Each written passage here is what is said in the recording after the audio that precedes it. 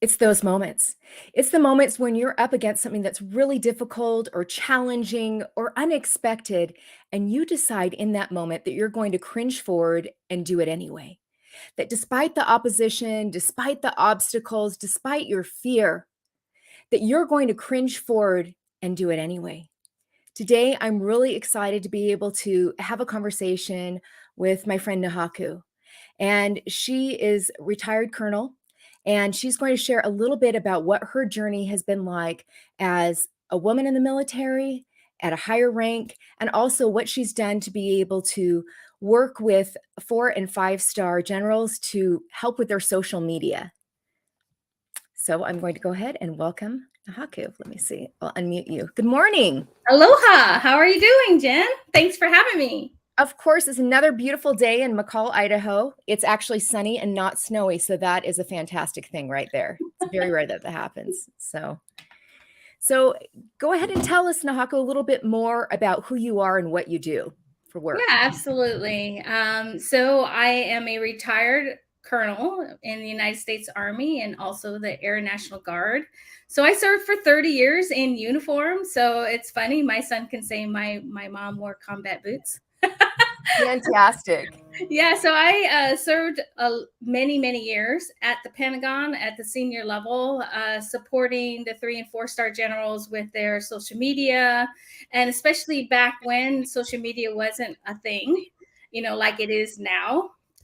So I was able to help them to figure out how to be able to communicate where our members are, which at the time was, lots of different places. As it is now, it's even more. But Facebook was the first one. Twitter was where I really kind of helped to open up the aperture for our senior leaders.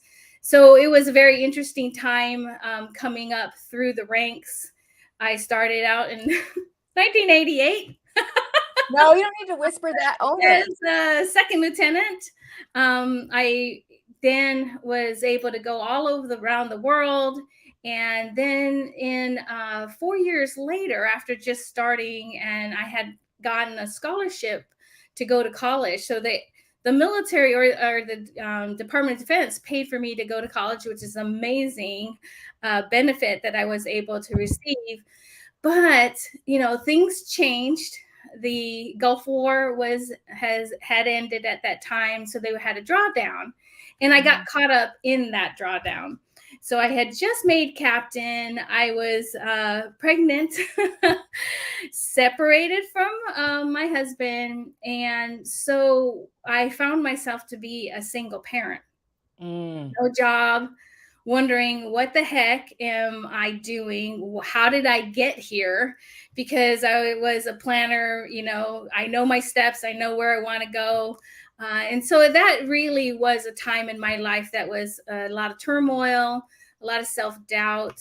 I'm sure a lot of single moms in general can relate to that type of feelings that you want to be able to provide for your child, your children, etc., and you're not sure how you're going to do it. So, and you just brought up a great point. A lot of women find themselves in that situation where it's life interrupted, it's unexpected.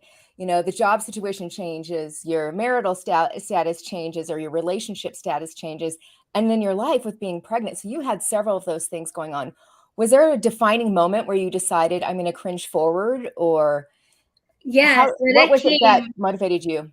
It came a few years later. What I decided at that time was things are going to get better, but it's just not today. Okay. So what can I do today to get through to today so that I can have a different tomorrow? And so about a year after I had my son, I had missed the military. So I picked up the phone book. Right? So that's why I'm like laughing, because I'm dating myself. So I no. And most of the people who follow us they remember phone books, and they've used them, or they've at least heard about them from their parents. So that's like another benefit too. So I opened up the phone book, physical one, the big fat ones, and then I looked up the National Guard. I just happened to come over the National Guard, and I could have opened it up and found the Air Force Reserve instead. And to me, that's where you never know how life will change for you. So that gave me an opportunity to rejoin the military because it is a community. I did miss the people. And what that opportunity gave to me was to shift into a new job and career field called public affairs. And Mm. so prior to that, I was doing different types of jobs for the Air Force. And this allowed me to have a whole new capability. And that changed my trajectory. When you look back, you don't know where different decisions can put you on a decision point. I could have gone to, I also had a background in computer systems and, programming. So I had an opportunity to become a computer systems officer instead of public affairs. And the difference is when you live on the island of Oahu, is that the location for me to go from one place to another with a single baby was the decision why I went to going with the public affairs job, because it was a So lot it closer. had nothing to do with what it was that you would be doing for work. It was more about your family, your lifestyle, your quality of life that you Yes. chose to go on that different path. And so how has that kind of changed? You talk about the decisions that change your trajectory, but you don't really think about in advance. How have you Well, at seen the that impact time, I there? was just trying to like, okay, great, whatever. I got two options. We're going with that one because it's a whole lot closer. And what that did is down the road paved the way for how I am. When you're a traditional guardsman, you're not full time, so you're only going on like 2 days on a weekend, and Hmm. then you have annual training, so maybe 2 more weeks throughout the year. So you really are mostly as a civilian capacity. And so what that did is gave me that capability to use those skill sets on the outside, which is what I did. I became a contractor for the Air Force, and I was able to continue to do the work that I had learned, but in a civilian capacity, and get paid for it there, and then put on my uniform when on the 2 days weekends, a month and and then continue to serve.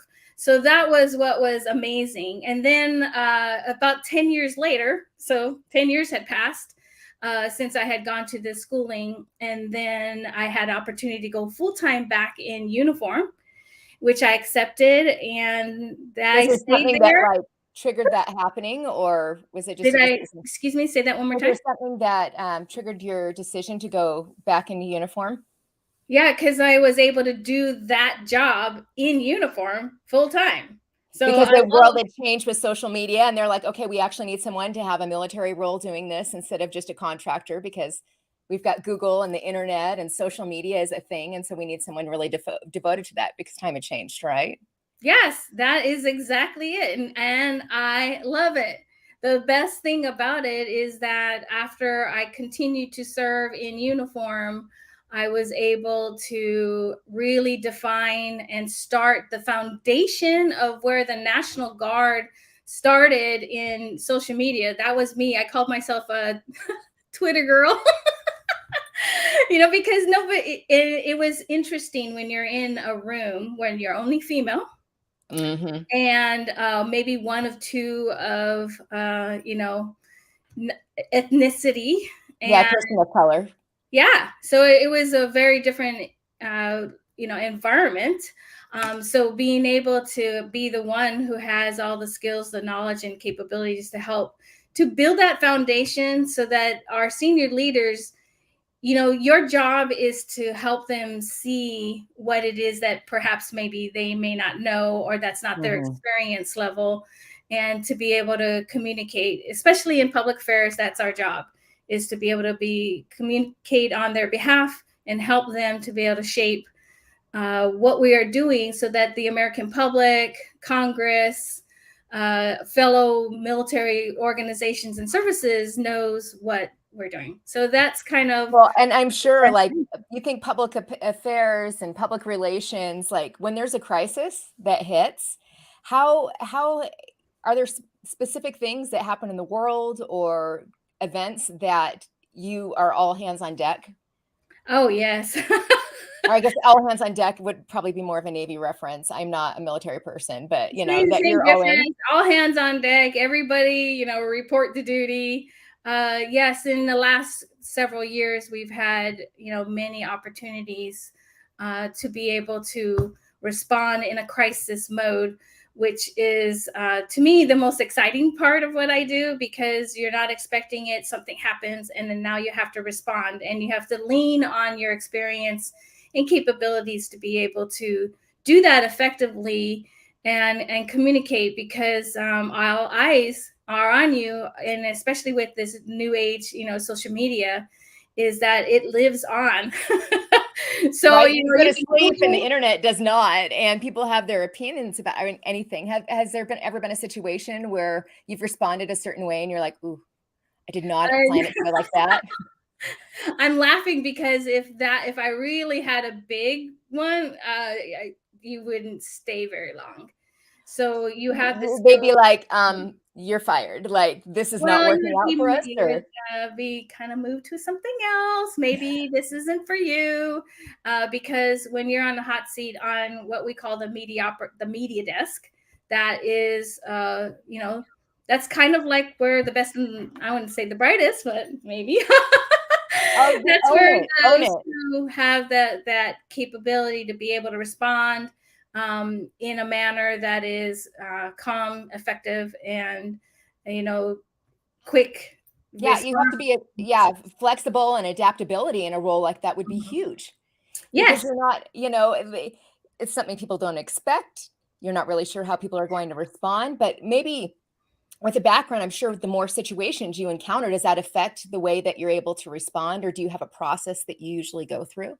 Well, we're prepared in the background. You start seeing signs of things, but let's just say when it comes to crisis, though, you're not usually prepared for that. Such as the civil disturbance in 2020 in June. That was not expected. And then things kick off, and, it is high volume, high intensity, and high stakes at that time. So you really have to kind of lean on, your experience and background to be able to best respond on behalf of the organization, because people want to know information, and so do the generals. Right, and I'm sure They other want it media now. outlets turn to you and they're like, "Okay, Nahaku, like, hook me up. What's going on here? I have an established relationship with you, or I want more Well, than a what we press do is the release." media has our information, so they call our hotline, and we always have somebody that's available to respond, and we take turns to be able to be on that media response capability. So the interesting thing is all of these capabilities help you to be just a better entrepreneur, because you are able to, you know, be flexible and know how to respond to situations that might occur. Like you have somebody that is out of the blue, maybe being a troll on your social media, and you're alive, and they're making different comments and things like that. So it's a matter of being able to understand how to respond to that or not. Right? Just So to let there's it go and so shake it off, like Taylor Swift yeah. would say, just, like, let it go and not hold on to it. And Now you hold on did to it, because it's not about you. It really is a reflection about them, but it doesn't feel good, does it? So people want to internalize, well, what did I do? Why did I they track don't that? like me.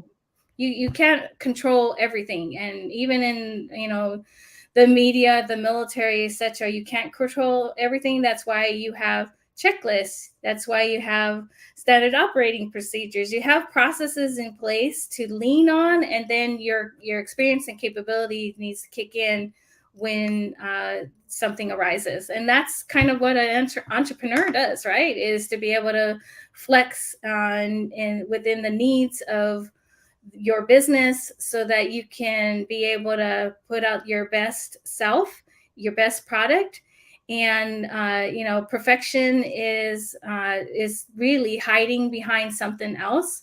So get your product out there, get it, so that you can work through things and improve it next time. So if you got an 85% solution, get it out there. Stop sitting on Right. what you're doing, because you're never going to reach that perfection.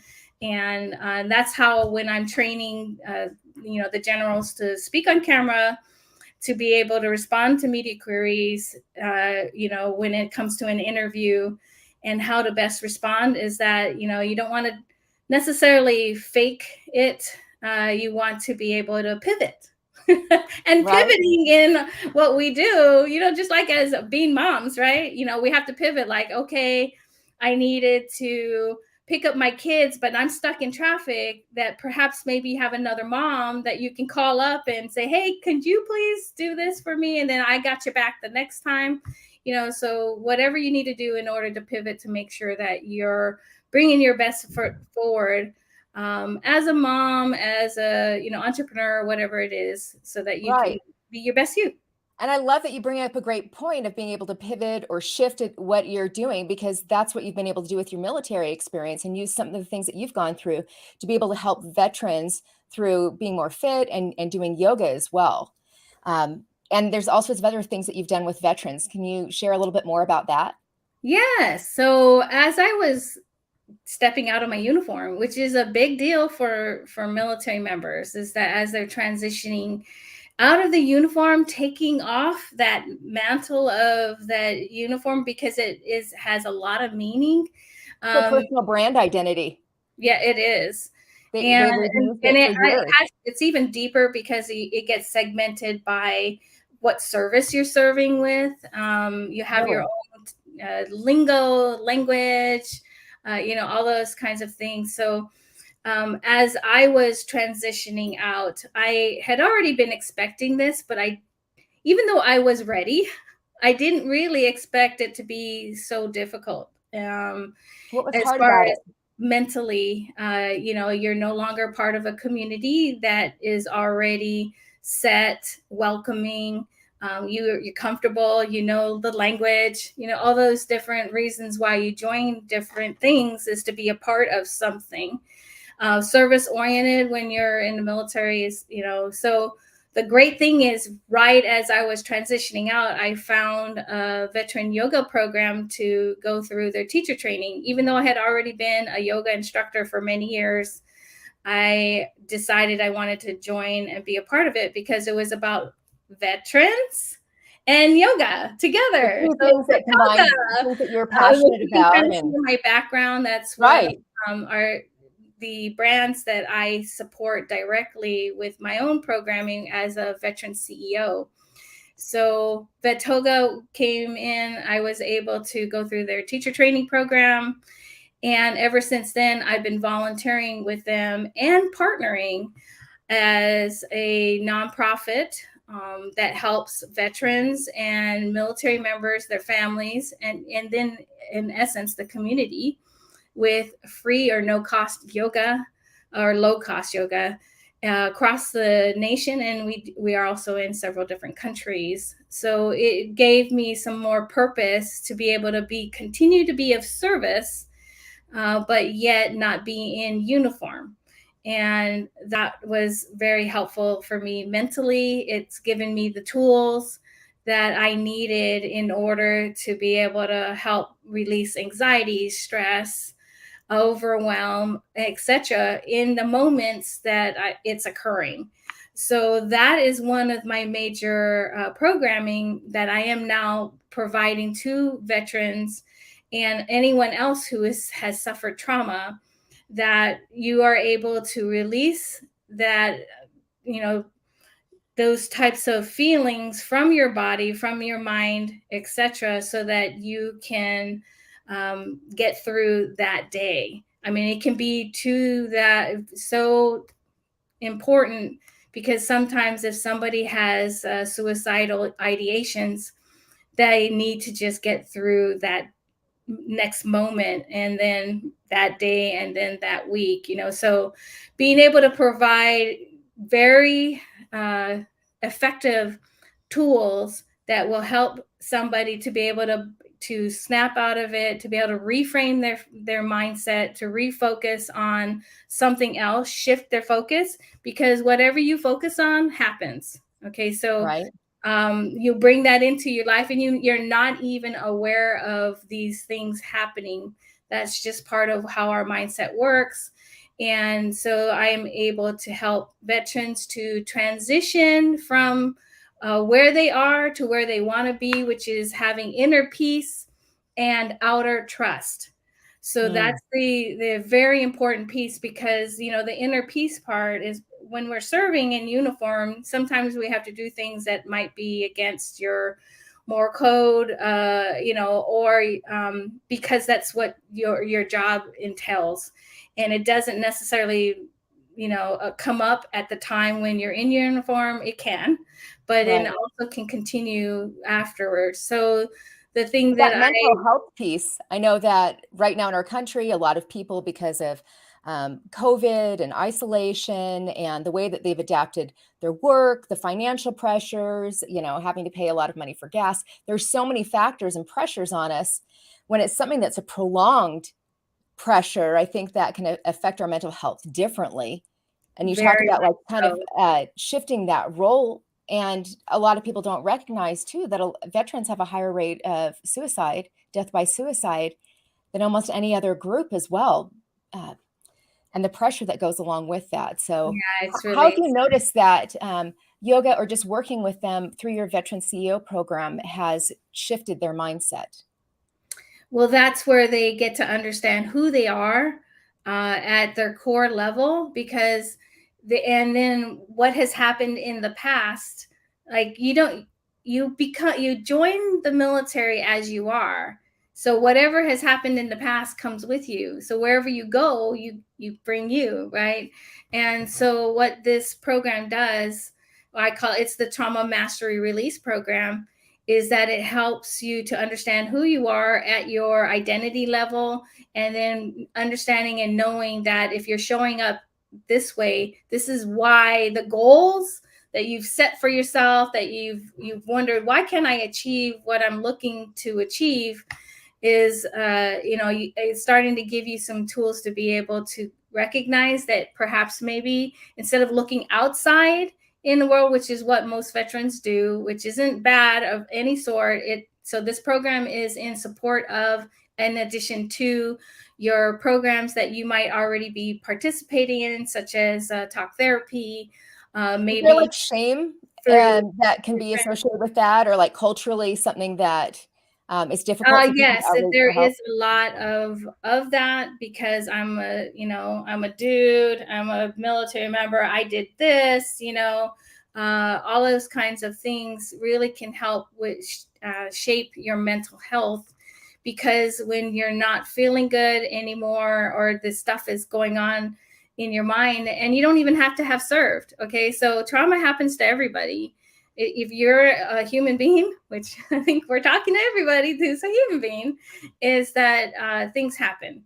And so, what is happening inside of your brain and how it's affecting you, and how you're showing up, is part of a major part of the program that I have. And then different types of tools to add in addition to the talk therapy, the perhaps maybe you might be taking specific drugs that the Veteran Administration has, or your doctors have provided, They etc. can So take action. So they yeah, can see but like something that they can do that's like physical and tangible with results. I think sometimes you don't necessarily see immediate impact. well, Uh, sometimes the problem is that people only want to take action, and the answer is yes, but what kind of action are you looking to take? mm. Is it the right type of action? So the thing is, it could be the action to avoid. It could be the action to stuff down your feelings so that I don't have to deal with it today. So that's not the types of action that we're looking for. We're looking for you to become to the point where you feel that you are the solution for yourself. You know yourself the best. The thing is, through many hundreds of people that I've been able to help, to be able to release this anxiety and stress and to live better lives of having that inner peace is that they will definitely avoid it because they don't want to break down. And unfortunately, it comes up or bubbles up in inopportune times. Oh, it's like whack-a-mole. It I can mean, like the carnival game, you push, like you bang one down and then it pops up somewhere else. And I know that we work with the same coach, and he's like, all y'all need therapy. And so having like a therapist and a coach with your business, one is not the same as the other. And our stories that we tell ourselves, our background, our experiences, it affects our business. It affects our relationships and everything else that we're encountering. And that's huge. Yeah, so we go through a whole story, like your beliefs, what the stories that are going on in your mind, to be able to recognize it, because it's so insidious and it's been there for so long that you don't even know.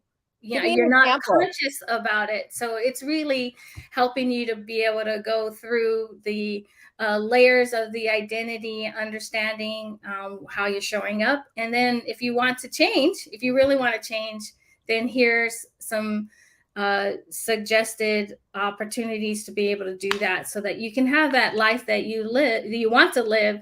And then, in my opinion, after having served in uniform, that you deserve.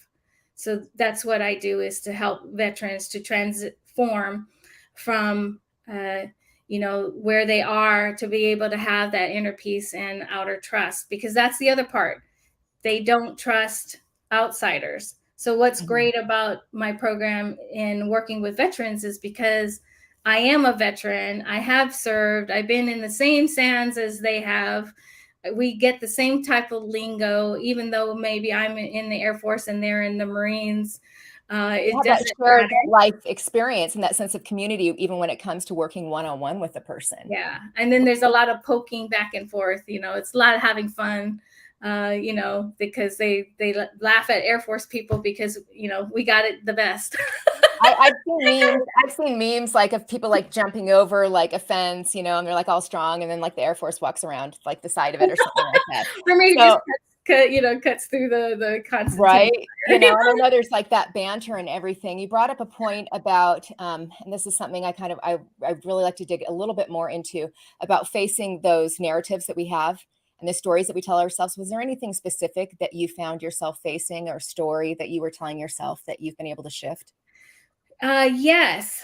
So I'm still in it, because those are really deep rooted things that, so while I was in uniform, it's really interesting for my story, is that that's where my superpower came, as far as like uniform. And I never wore my rank because I always felt that once you did that you lost. So if you weren't able to work with people and to get to an outcome because you're a leader, through your skill sets, experience, communication processes, etc., then, I felt, for me, then I wasn't doing the best that I could be. It's like a positional authority or whatever, that like, okay, if you outrank a person. I had the rank, and I, even as a second lieutenant, I didn't let people who outranked me push me around, because I was like, no, this is my area of expertise. This is what I do. I'm in charge here, and you can go play over there, So I started off that way. I was very, but what happened is, after I take off the uniform and I'm starting as an entrepreneur, where it's a whole different ball game. And that's where I had to work and use my own tools to be able to work through things and become more capable and in strength for myself, for how I was showing up, and understanding what the stories were going on in my mind. And the stories were, is that, you're not good enough. What are you doing? Because in the military and government service, they don't teach you to be entrepreneurs.